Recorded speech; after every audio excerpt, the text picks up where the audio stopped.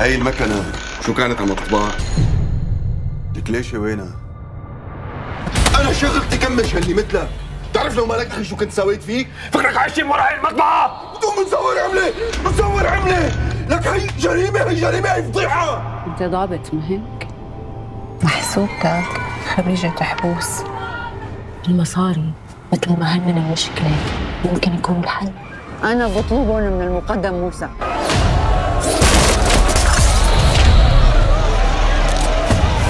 بهاليومين بدنا نعمل لفة على محلات الصرافة بالبلد. عمل لي جردة بأصحابهم.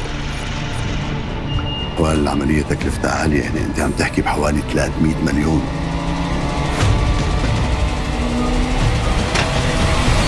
بتقرب على أخواتي رح بدفنك تحت 7 أرض.